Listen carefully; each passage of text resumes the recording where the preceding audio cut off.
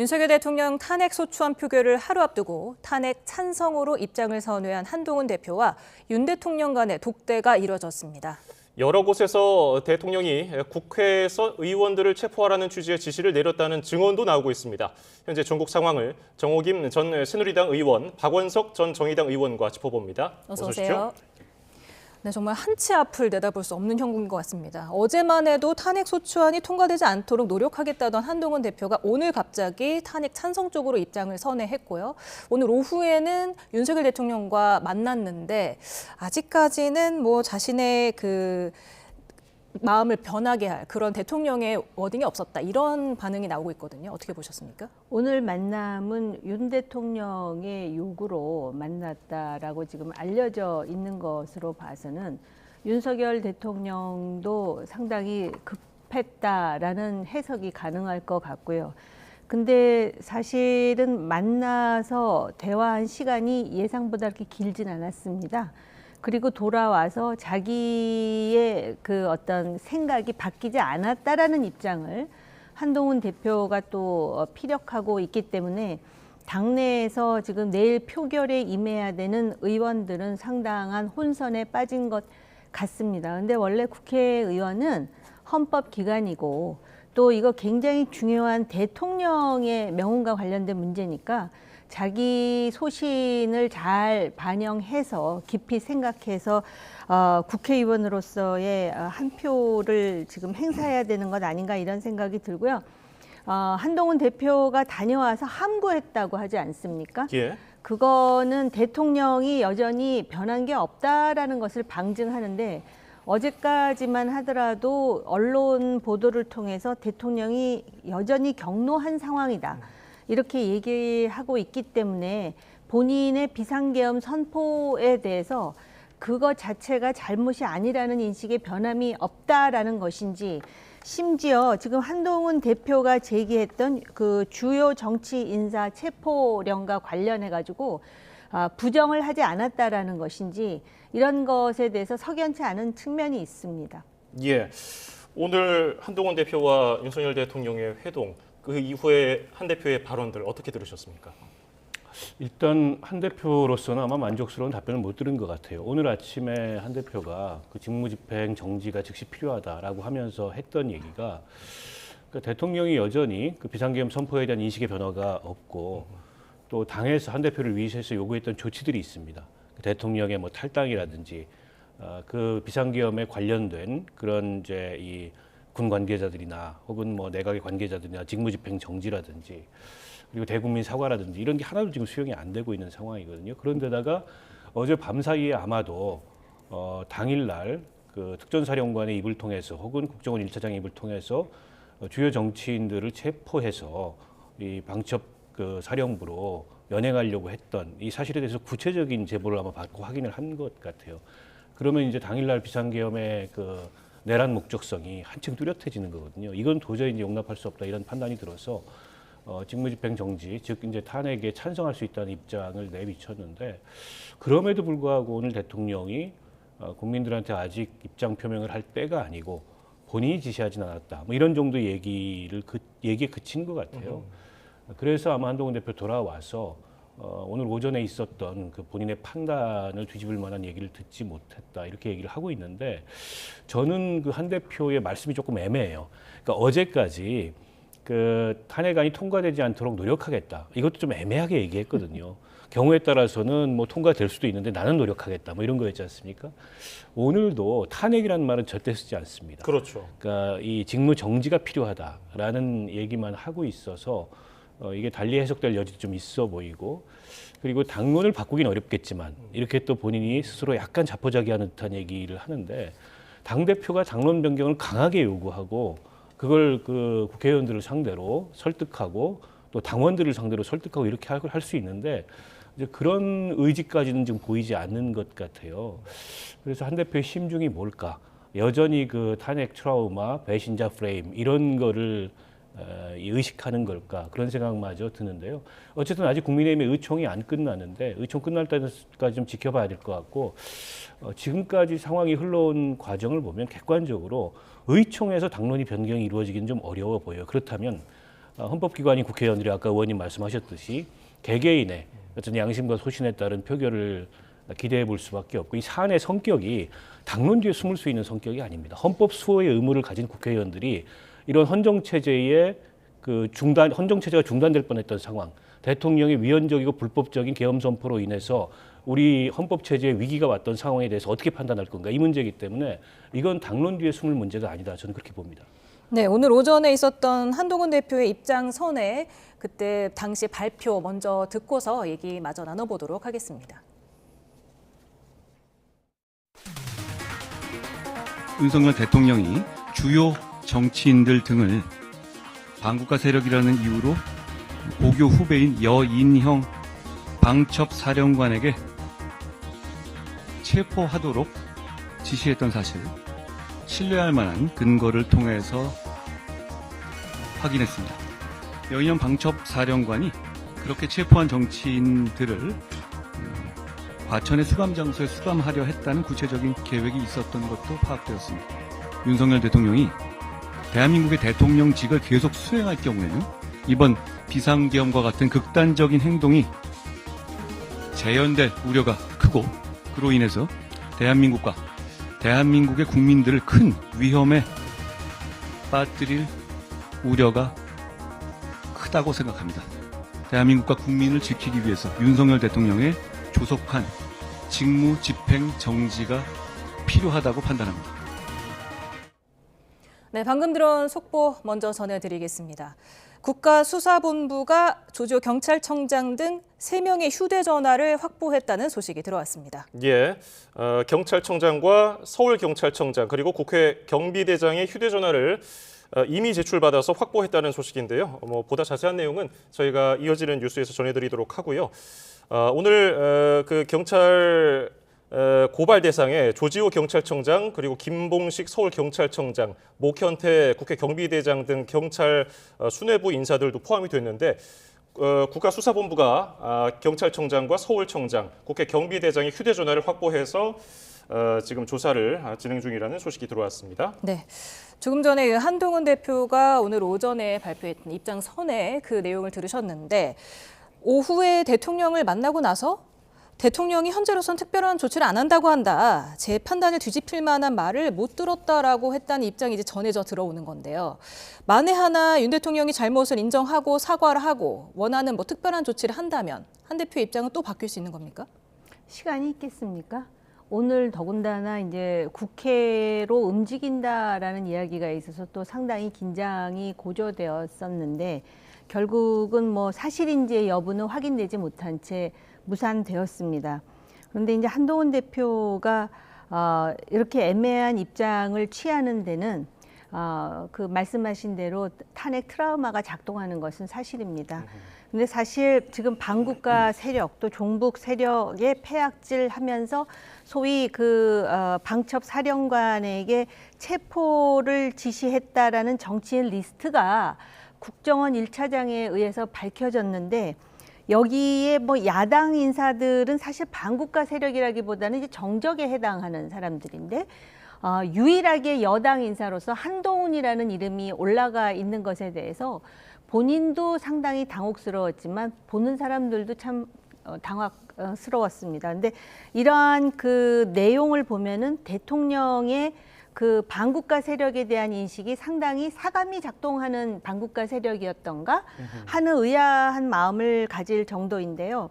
그럼에도 불구하고 어제까지는 대통령이 어떤 입장이었냐면은 이 국가의 이런 비상계엄령을 선포하지 않을 수 없었던 것은 야당의 그 입법 폭거에 더해서 단순히 경고성이었다.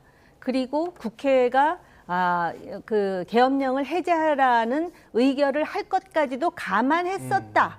그러니까는 애초부터 이 계엄령을 아주 그 과거에 우리가 생각하는 그런 상상하는 그런 계엄령을 실행할 생각이 없었다라고 했었는데 어제 이후 바뀐 상황 전개라고 한다면은 실제로 정치인들에 대한 체포뿐만 아니라 이 계엄의 어떤 그런 그 플랜을 가지고 실행하고자 하는 시도가 있었고 여기에는 민간인 정치인들이 포함되어 있었던 것 아니겠습니까?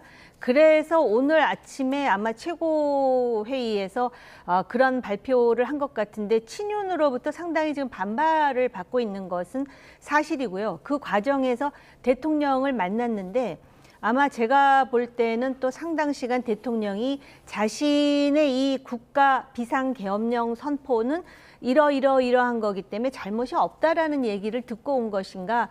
그렇기 때문에 지금 직무정지가 필요하다라고 얘기하는데 막상 자기가 당대표로서 직무정지 필요하다라고 하는데 오히려 당론은 탄핵을 막는 것에서 지금 별로 그 한치의 움직임도 없다 보니까 그런 상황에서 아마 그 고민하고 있는 정치 초보 대표의 마음을 우리가 지금 읽고 있는 것이 아닌가 이런 생각이 듭니다. 예, 저희가 잠깐씩 그 국민의힘 의원총회장 바깥 모습을 보여드리고 있었어요.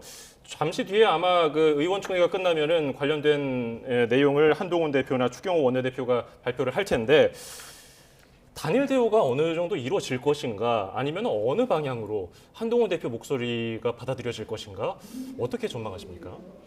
그러니까 어제까지 국민의힘의 의총을 통한 당론의 분위기는 탄핵 그 부결 분위기가 우세했던 것 같아요. 예.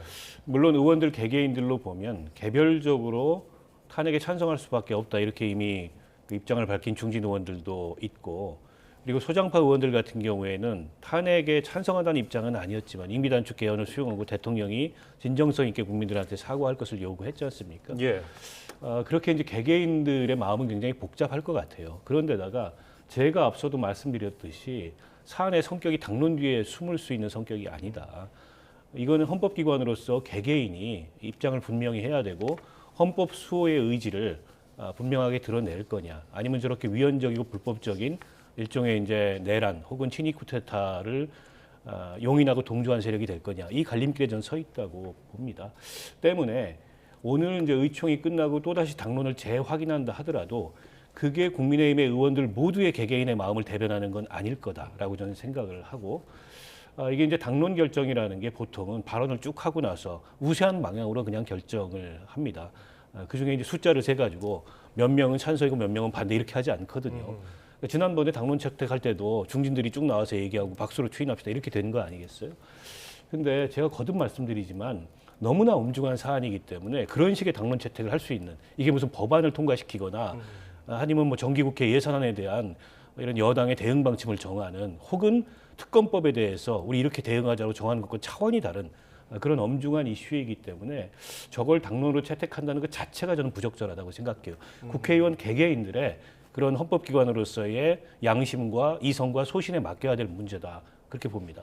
네, 지금 조경태 의원이 여당 의원 중에 처음으로 탄핵 공개 찬성을 했고요. 안철수 의원이 윤 대통령이 스스로 이렇게 물러나지 않으면 퇴진 계획을 안 밝히면 자신도 탄핵에 찬성할 것이다. 해서 일단은 두 표는 이렇게 확보가 된 것 같은데 지금 또 친한계로 꼽히는 김형동 의원이 또 탄핵을 반대하고 있단 말이죠. 이게 무기명 투표다 보니까 정말 어떻게 될지 예상하기가 힘든데 어떻습니까? 참 역설적인데 지금 야당이 이재명 대표를 중심으로 해서 야권이 탄핵을 굉장히 강하게 지금 부르짖고 있지 않습니까? 그런데 이번 탄핵 표결의 변수는 국민의힘의 8명입니다. 근데 이제 2명은 좀 찬성하겠다 그랬고 나머지 6명이 찬성할 것인가의 여부에 대해서 이제 대한민국이 주목할 것인데요. 이 탄핵안을 표결하는 것은 기명이 아니라 무기명이기 때문에 오히려 그런 어떤 외부의 압박이라든지 또는 유권자라든지 지지자들의 압박을 개의치 않고 자기 소신껏 할 수 있는 여건이 확보됐다라는 측면도 있고요. 또 그 반대로 해석할 수 있는 여지도 있습니다. 그런데 한동훈 대표 입장에서는 본인이 직무 정지가 필요하다라고 얘기한 거는 돌려 말했지만 탄핵이 필요하다라는 얘기입니다. 이 정도 되면은 일단 그 비상계엄령 자체를 해서는 안 되는 건데 대통령에 의해서 이게 단행이 된 건 아닙니까?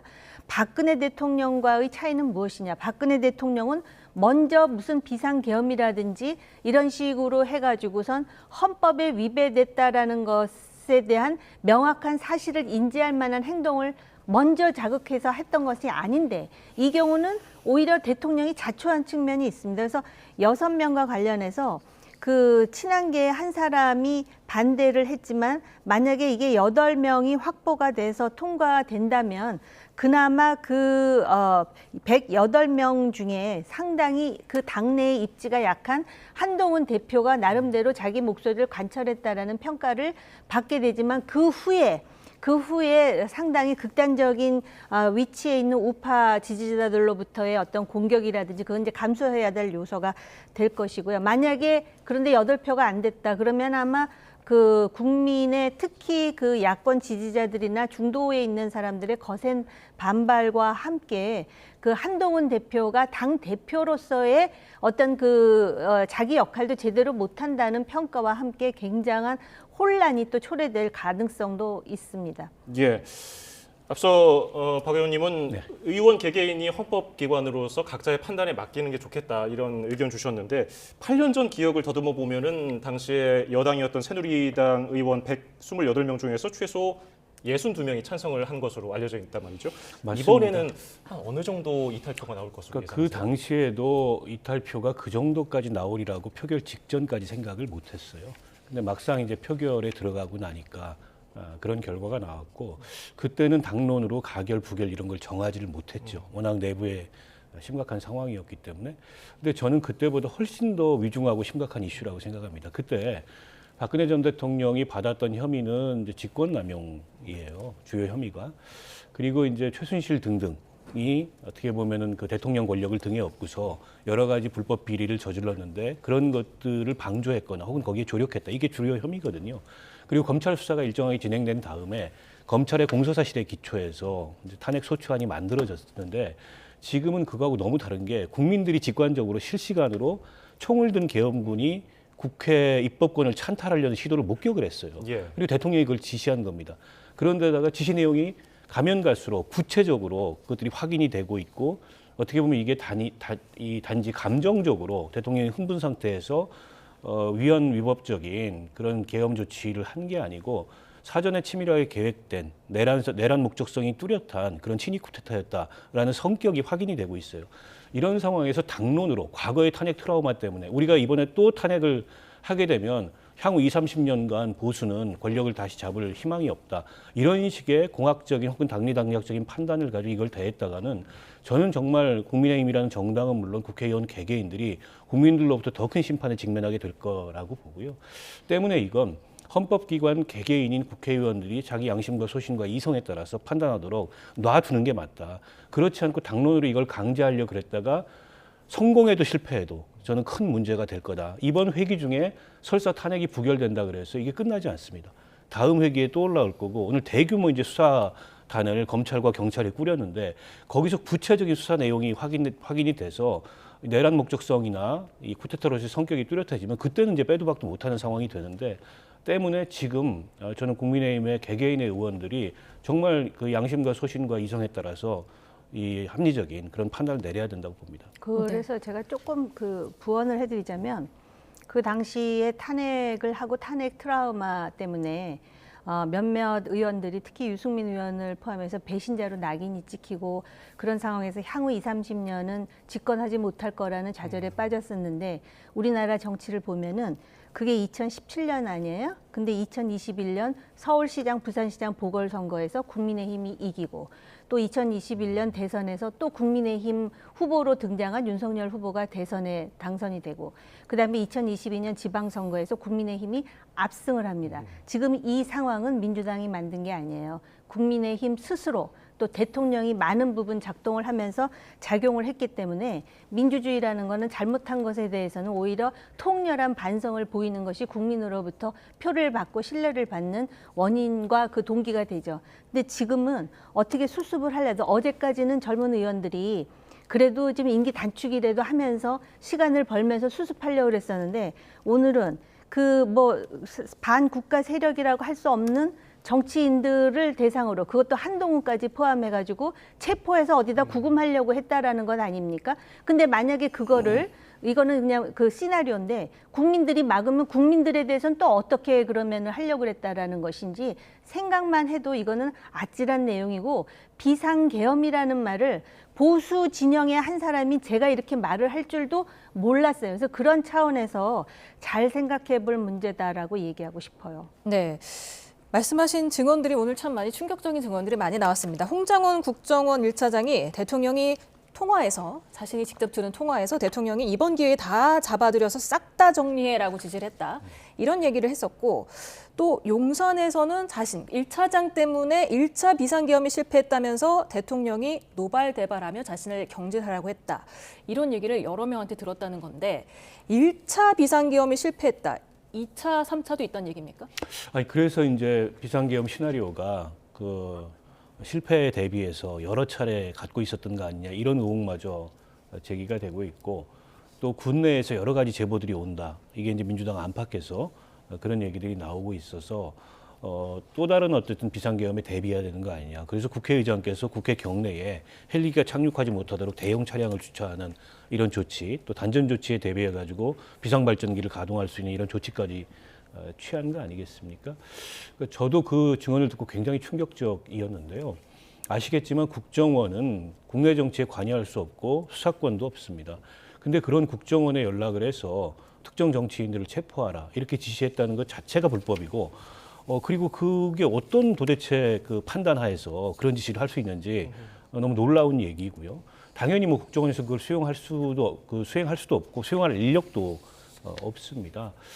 오늘 국정원 1차장이 그 얘기를 한 뒤에 국정원장은 부인을 했어요. 그런 지시가 없었다고. 그래서 이게 이제 약간 지실게임 비슷하게 돼버렸습니다만 국정원 1차장이 없는 얘기를 꾸며내서 할 이유가 없어요. 지금. 그렇지 않습니까? 그런 점에서 봤을 때 그런 지시가 있었던 것은 분명하고 또 간접적으로 그런 지시가 있었다는 걸 확인하는 또 다른 지시가 있었어요. 특전사령관에게 김영원 장관이 전화해가지고 국회 안에서 국회의원을 포함해서 다 끌어내라 라는 지시를 했다는 거 아니겠습니까? 그러니까 우리 계엄법에 따르더라도 국회 입법권은 중단되지 않습니다. 더더군다나 대통령이 내린 계엄을 해제할 권한을 국회가 갖고 있어요. 그런데 그런 계엄 해제 결의를 방해하려고 했다는 게 바로 뚜렷한 내란 목적성을 띈 거라고 보거든요. 그런 면에서 이게 어제하고는 또 다른 상황이 전개가 되고 있고 예. 그래서 오늘 일제히 수사기관들이 움직여서 수사에 착수하게 된 게 아닌가 봅니다. 대통령실에서는 체포 지시가 없었다고 했고 조태용 국정원장도 그런 지시 받은 적이 없다고 하고 지금 진실 공방이 여기에서도 번지고 있는데 이거 어떻게 들으셨습니까? 저는 지금 그 진실 공방에 대해서 누구 말이 맞다라고 확인할 수 있는 입장에 있지는 않습니다. 그런데 중요한 것은 무엇이냐면은 이런 일련의 공방 속에 국민들이 어떤 인식을 가지냐면은 지금 비상계엄을 할 수 있는 시대가 아닌데 비상계엄이라는 게 단행이 되잖아요. 그렇기 때문에 이런 것이 또 재발될 수 있다라는 그런 위기감과 불안감을 엄청나게 많이 가지고 있어서 지금 시민들까지도 국회에 가서 지금 대기하고 있다라는 것입니다. 그래서 이러한 어떤 그 인식이 만약에 국정원장과 대통령실의 말이 사실이라도 오히려 지금 그 1차장의 증언이 사실이라고 믿는 그런 다중의 인식이 있다라는 것에 대해서 지금 우리가 생각해 볼 필요가 있고요. 두 번째는 말이에요. 이게 지금 군에 의한 비상계엄령 선포는 과거에 많이 겪어봤는데 지금 군에게 비상계엄을 명령했다라는 거 아니에요. 대통령이 선포해서. 대통령은 군 출신도 아닌데 그런 상황에서 이것에 대해서 책임을 단단히 지게 하지 않으면 물론 보수 정당 출신의 대통령인데 나중에 보수 정당이 아닌 다른 정당 출신의 대통령이 나왔는데 이게 별 책임을 지지 않고 넘어갔을 때 미래 어느 시점에서 자기 입맛대로 또 계엄령을 선포하지 말라는 법이 있겠느냐는 거예요. 그런 차원에서 적어도 이 정도 수준의 대한민국이라면은 지금 이 상황에서 비상계엄령을 선포한 것에 대한 책임은 단단히 물을 필요가 있고요. 어차피 지금 증언이 막 쏟아져 나오고 있습니다. 이제 예. 물증도 나오겠죠. 전화 녹취록이 나올 거예요. 이런 상황에서 특전사 사령관하고 수방사 사령관이 자기 고백을 했습니다. 물론 그거를 저는 국회의장에서 해야 된다고 생각합니다. 야당 의원들 앞에서 했다는 자체도 보기에 따라서는 지금 벌써 각자 도생하려고 하는 거 아니야라는 생각을 하게끔 만드는 부분도 있지만 어차피 지금 증언과 증거들은 나올 것이고요. 그런 상황에서 누구 말이 맞는지도 확인될 텐데 그냥 여담으로 한 말씀 드리자면 다 아는 분들 얘기이기 때문에 조심스럽긴 한데 지난번 최상병과 관련한 대통령의 경로 전화해서 국회에서 여러 가지 질문과 대답 공방이 있었을 때 그때 국정원장이었었나? 전화를 한 적도 없고 받은 적도 없다 그러는데 나중에 그게 나온 것으로 제가 좀 기억하고 있는데 그건 확인을 할 필요가 있지만은요. 예. 그래서 결국은 진실은 언젠가는 연착이 되더라도 나올 것이다. 그러니까 이거 가지고 지금 국민들이 흥분 안 하게 생기지 않았지만 그래도 침착하게 진실을 확인하면서 책임을 따지는 그런 어떤 성숙된 모습. 첫 번째 지금 탄핵을 겪은 것도 사실은 정말 너무나 뼈아픈 일인데 두 번째 지금 이런 정치적 혼란 속에서 우리가 좀 침착하게 대응해야 되겠다. 증거가 나오지 않은 것에 대해서는 좀 답변 드리기 어렵다는 얘기입니다. 네, 오늘 군 인권센터에서 2차 비상계엄 준비 징후를 포착했다 이런 얘기가 나오고요. 물론 뭐 국방부에선 사실이 아니라고 부인을 했습니다만 이재명 대표가 오늘 밤이 매우 위험하다고 생각한다 이렇게 얘기를 하기도 했고 조국 대표도 오늘 차라리 탄핵안을 처리하자 했는데 왜 앞당겨지지 않은 겁니까? 그러니까 오늘 탄핵안을 처리하자고 주장한 배경은 오전에 이제 한동훈 대표의 입장 선회가 있었기 때문에 그러면 굳이 내일까지 미룰 이유가 뭐 있냐 이런 판단이 작용한 것 같고요. 지금 이제 국민들이 갖고 있는 불안이 굉장히 크기 때문에 한시라도 빨리 윤 대통령의 직무를 정지시키는 게 좋겠다 이런 여론이 있는 것도 사실입니다. 근데 이제 2차 그 계엄 시도가 있을 거다, 뭐 그럴 만한 정황이 있다, 뭐 그런 제보들이 다양하게 있을 수는 있는데 저는 그 공당에서는 조금 더 신중하게 그에 대해서는 확인하고 발언할 필요가 있을 것 같고 왜냐하면 그게 불안을 더 증폭시킬 수가 있거든요. 근데 지금 국방부 차관이나 합참 의장 같은 경우에는 어쨌든 병력 이동은 이제 국방부나 합참에서 강하게 통제할 거고 또 그런 지시가 다시 내려온다고 응하지 않겠다라는 입장을 분명하게 얘기를 했고 국회에 출석해서 그 얘기를 했기 때문에 일단은 그걸 좀 믿을 필요가 있다고 봅니다. 이제 그럼에도 불구하고 지난 그 계엄 선포가 워낙 그 뜬금없고 그리고 있을 수 없고 있어서는 안 되는 일이 일어났기 때문에 한편으로는 그런 경계심을 늦출 수 없는 것도 사실이고요. 그래서 오늘 국회가 하루 종일 굉장히 혼란스러웠습니다. 또 한동훈 대표하고 면담 이후에 윤석열 대통령이 국회를 향해서 출발했다는 뉴스가 있었고 그러다 보니까 이제 야당 의원들이 나가서 몸으로라도 막겠다. 지금 내란 현행범인 사람이 어떻게 국회에 올 수가 있냐. 이런 움직임이 있었는데 또 뭐 그런 계획이 없다 이렇게 대통령실에서 발표가 나오고 굉장히 혼란스러운데요. 저는 국회의장께서 아까 그 대국민 담화를 발표하셨는데 국회의장께서는 어쨌든 그 중심을 잡고 그리고 이 사태를 그 평화롭게 또 적법하게 해결하기 위해서 노력하겠다 이런 말씀을 하고 계시기 때문에 일단 뭐 국회를 좀 믿고 저는 국민들께서도 좀 지켜보셨으면 좋겠다 이런 생각입니다. 예, 비상 계엄 하에서 방첩사 그리고 수방사에게 지시를 내린 그 주체가 누구냐, 국방장관이냐, 뭐 계엄 사령관이냐 이에 대해서 뭐 여러 가지 얘기가 있었는데 대통령의 전화를 받았다는 증언도 나왔거든요. 박종근 특전사령관이 비상 계엄 당시에 윤 대통령으로부터 직접 전화를 받았다는 내용이 오늘 직접 육성으로 나왔습니다. 저희가 그 녹취가 준비가 되면은 들어보고 이야기 나눠보겠습니다. 전임 장관으로부터 국회의사당 안에 있는 의원들을 밖으로 이렇게 좀 빼내라. 중앙선관위도 그 시설 외곽을 확보하고 경계해서 똑같이 관련 장비들이 밖으로 나오지 않도록 경계하는 임무를 받아서 수행했습니다. 대통령께서 직접 사령관님 전화로 이어폰으로 전화를 했습니까? 707이 이동할 때 어디쯤 이동하고 있느냐라고 한 번 받았던 기억이 있습니다. 네, 국회 본회의장을 폐쇄하고 국회의원들을 국회로부터 빼내와라 이런 지시를 내렸다고 하는데 어떻게 들으셨습니까? 그건 이제 김영현 장관이 내렸다는 거고요. 예. 대통령은 이제 병력 이동 상황 어디까지 갔느냐 이걸 확인하는 전화를 했다는 건데 어쨌든 대통령이 그냥 지시를 내리고 뒷짐지고 있은 게 아니고 구체적으로 병력 이동 상황까지 확인하면서 어떻게 보면 군을 좀 재촉한 거고요. 그리고 일부 보도, 그 정확히 아직 확인이 안 됐습니다만 국회에서 이 비상계엄을 해제하는 결의안이 통과된 이후에도 대통령이 그 지휘 통제실을 찾아가지고 화를 냈다. 그거 하나 제대로 못하느냐 이런 그 기사들도 나오고 있어서 어떻게 보면 상황이 훨씬 더 심각했구나. 우리가 그 당시에 알았던 것보다도 그런 걸 이제 가리키는 그런 정황들이 나오고 있는 것 같고요.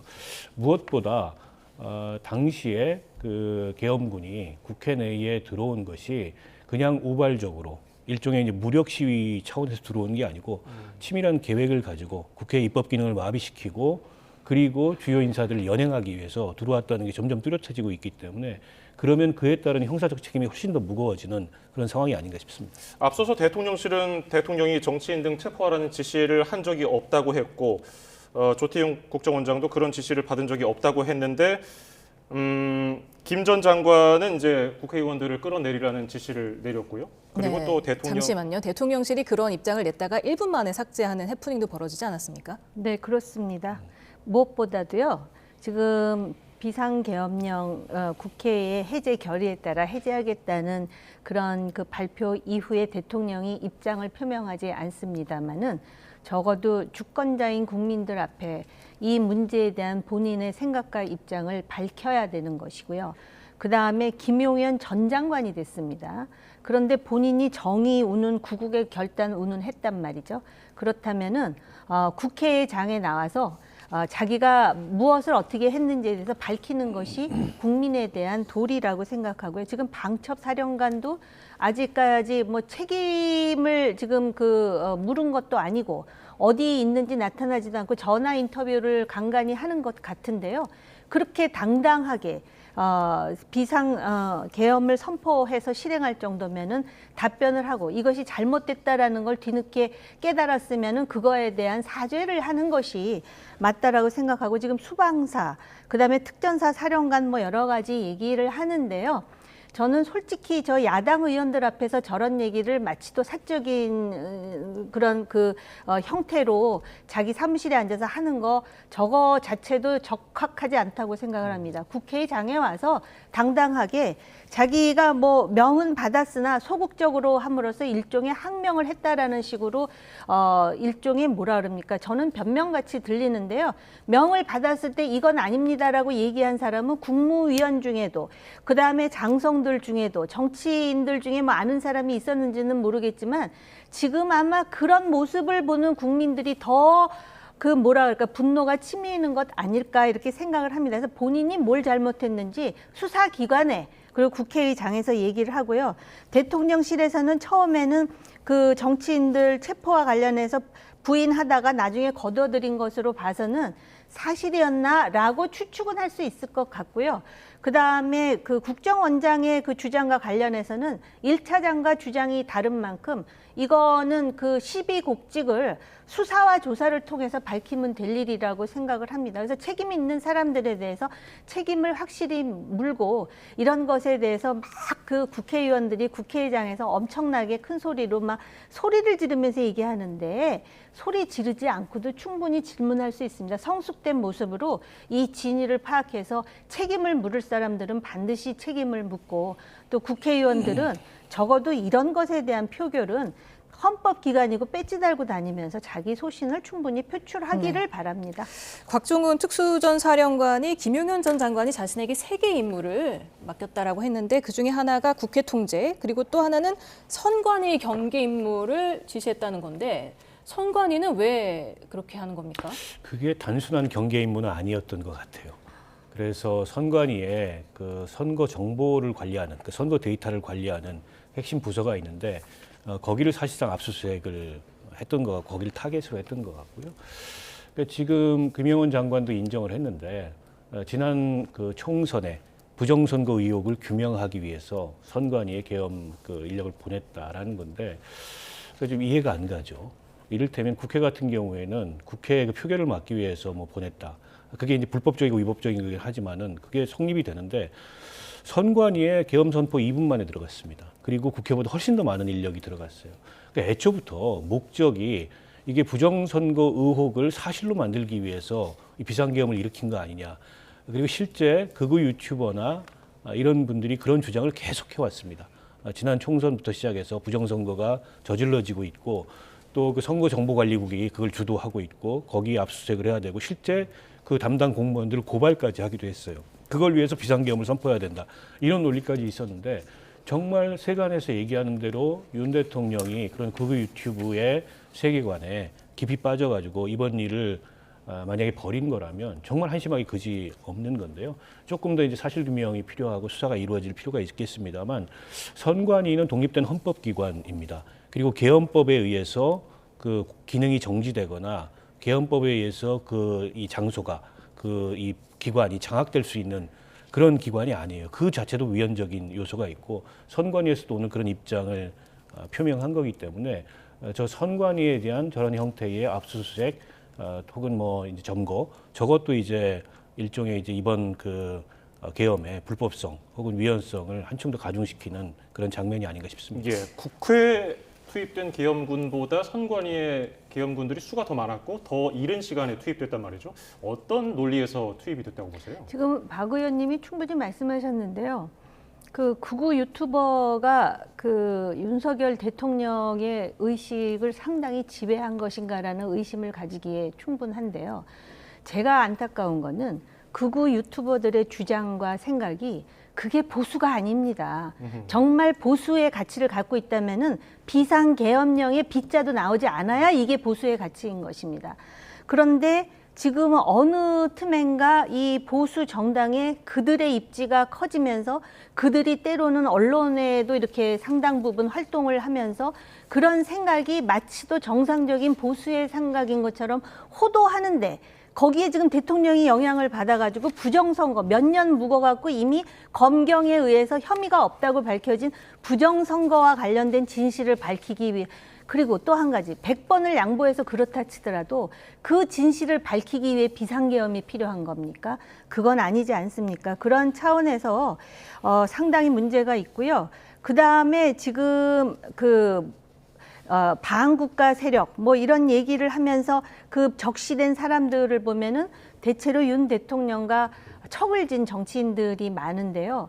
반국가 세력이라 그러면서 그 사람들을 타겟으로 삼으면 어떤 오해를 받느냐. 그러면 윤석열 대통령이 곧 국가라는 소린가? 짐은 곧 국가다라는 거는 절대주의에서나 할 수 있는 얘기고 지금 민주주의 더군다나 이렇게 다원화되고 목소리가 다양한 한국 사회에서는 받아들이지도 못할 뿐만 아니라 이 비상계엄은요. 이게 뭐 6시간 안에 끝났다 그러는데 그 이상으로 계속 될 수도 없습니다. 한국이라는 정치 토양에서 그만큼 민도가 높아졌다라는 것이고요. 그런 차원에서 이 극우 유튜버와 보수를 이렇게 좀 이제 그 분별하는 그런 시도가 보수 정당 내에서 있어야 된다라고 생각합니다. 이 보수 그러면은 마치도 이렇게 고인물 같이 생각을 하는데요. 끊임없이 자기 혁신을 하는 게 보수의 핵심입니다. 이준석 개혁신당 의원이 이런 얘기를 했습니다. 저와 아크로비스타에서 처음 만난 날 대표님, 제가 검찰에 있을 때 인천지검 애들 보내가지고 선관위를 싹 털려 했다. 이게 첫 대화 주제였던 사람이 윤 대통령이다. 그래서 부정선거에 굉장히 집착하는 듯한 모습을 보였다는 건데 이걸 부정선거를 밝혀서 뭘 어떻게 하려고 했던 걸까요? 그러니까 부정선거 음모론의 성향을 윤 대통령이 이전부터 갖고 있었다. 뭐 이런 의혹이 좀 있었고 이준석 의원이 얘기하는 것도 그 대목인 것 같은데 이게 단지 검찰, 경찰이 무혐의 처분한 그 부정선거 의혹을 다시 한번 수사해서 뭐 어떤 결정을 내리겠다, 처분을 내리겠다라고 하면 그거 가지고 계엄을 할 이유는 없습니다. 그러니까 제가 보기에는 과거에는 계엄이 선포되면 국회를 해산할 권한이 대통령한테 있었어요. 그러나 87년 헌법에서 그 권한이 없어졌습니다. 때문에 지금의 이 여소야대 구조, 압도적인 국회 의석의 열세를 만회할 길이 없어요. 그래서 지난 총선의 부정선거를 문제 삼아서 사실상 국회를 해산하고 그리고 나서 총선을 다시 치를 계획이 있었던 거 아니냐 이런 의혹이 지금 나오고 있습니다. 예. 그게 아니고서는 선관위를 저렇게 국회보다 더 많은 인력이 가가지고 압수수색을 하고 점거하고 선관위를 기능을 장악하려고 했겠는가라는 점에서 그 의혹도 향후에 진행될 수사에서 집중적으로 수사가 이루어지고 좀 이 결론이 내려져야 되지 않을까 싶습니다. 예. 이런 가운데 민주당 이재명 대표 오늘 특별 성명을 발표했습니다. 어떤 이야기를 했는지 저희가 들어보고 오겠습니다. 12월 3일 계엄령 선포는 대통령이 스스로의 권력을 유지 또는 더 확장하기 위해서 벌인 반란입니다. 내란 행위입니다. 그리고 친위 쿠데타입니다. 민주주의 헌정 질서를 자신의 사적 이익, 권력 강화 유지를 위해서 남용한 명백한 국가 내란 범죄의 수괴입니다. 위헌, 불법 행위로 주권자의 생명을 위협한 대통령에게 한순간이라도 국정 운영을 맡길 수 없습니다. 최대한 빠른 시간 내에 직무에서 배제하고 그 직의 유지 여부를 우리 국민들의 판단과 결정에 맡겨야 합니다. 네. 이재명 대표가 그리고 나서 한동훈 대표에게 회동을 제안을 했습니다. 내일 표결 전에 그 둘이 만날 가능성은 어떻게 보십니까? 저는 없다고 봐요. 뭐 혹시 만날 수도 있는데요. 없다고 보고요. 저 발표를 보면서 제 개인 생각을 말씀드리자면은 이재명 대표의 최고의 귀인은 윤석열 대통령이다 라고 생각이 듭니다. 그동안 앞으로도 지금 사법 리스크가 첩첩산중으로 남아있을 뿐만 아니라 그동안 탄핵 남발한 것도 맞고요. 예산에 있어서 물론 이제 뭐 그 검찰이라든지 특활비 빼고 뭐 그런 거는 그 검찰 나름대로 원죄가 있기 때문에 그렇다 그러지만은 거기에 민생과 관련된 예산도 많이 빠져 있거든요. 그리고 수많은 탄핵을 또 실행했던 것도 사실인데 이 윤석열 대통령이 오히려 지금 이재명 대표를 상당히 많이 아주 크게 활쏘하게 도와주고 있다라는 차원에서 이 한국 정치의 어떤 그 건강성을 걱정하는 한 사람으로서 참 참담한 심정입니다. 예, 이재명 대표가 한동훈 대표에게 회동을 제안한 의도는 뭘까요? 일단 내일 그 탄핵소추안 처리를 좀 압박하기 위한 목적이 강한 것 같고요. 뭐 오늘 한 대표가 입장선회를 했기 때문에 기왕 입장선회를 한 거라면 여야 대표 회동을 통해서 이걸 아주 공식화하고 분명하게 정하자라는 취지였는데 한동훈 대표는 이제 당내에서 당론이 한동훈 대표의 생각과는 여전히 좀 거리가 있잖아요. 이 상황에서 이재명 대표를 만나서 탄핵소추안에 대한 얘기를 하기가 좀 어렵죠. 그래서 아마 저도 의원님 말씀하신 대로 내일 뭐 그 탄핵소추 표결 전에 회동이 이루어질 가능성은 없다고 보고요. 만약에 국민의힘의 당론이 탄핵 가결로 정리가 된다면 만날 수 있겠죠. 근데 그게 아닌 상황에서 만나면 자칫 무슨 배신자 프레임.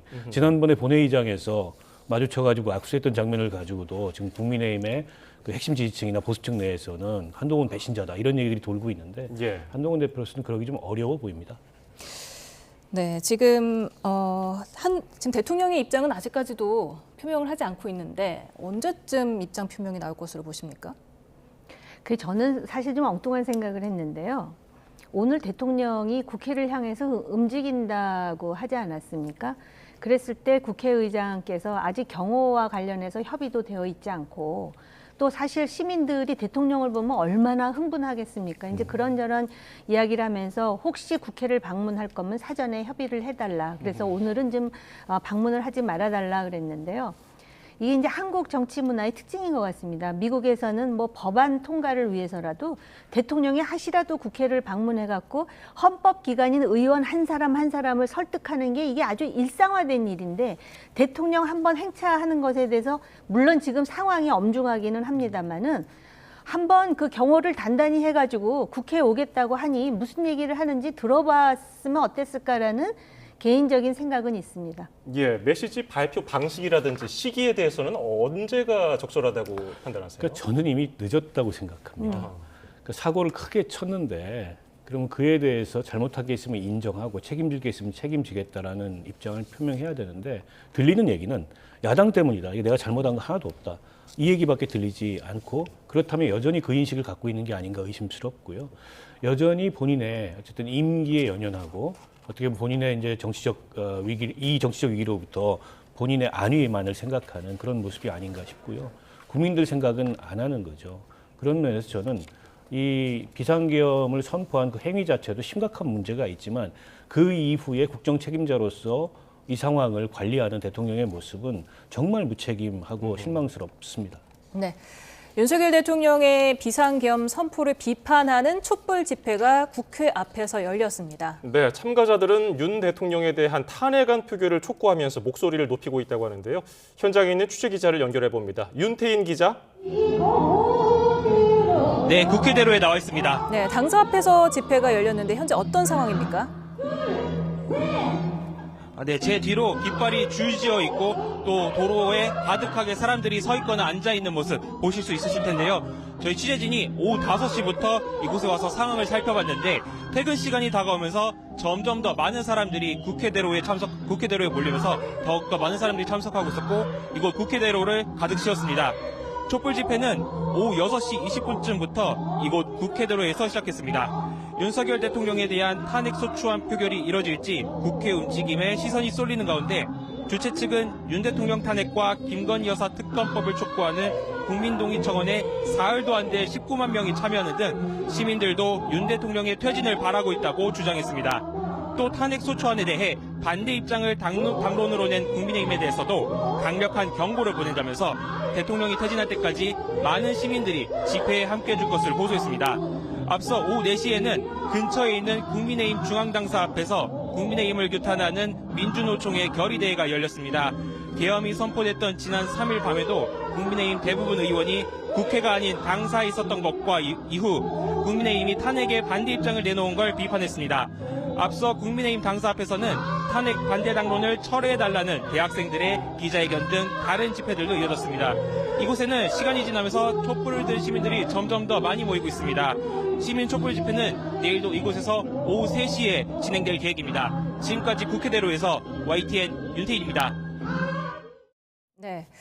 오늘 갤럽 조사를 보면요. 윤 대통령 지지율이 지난 4일에서 5일 조사치가 13%, 그 계엄을 선포했던 3일까지 포함하면 16%가 나왔습니다. 어떻게 보셨습니까?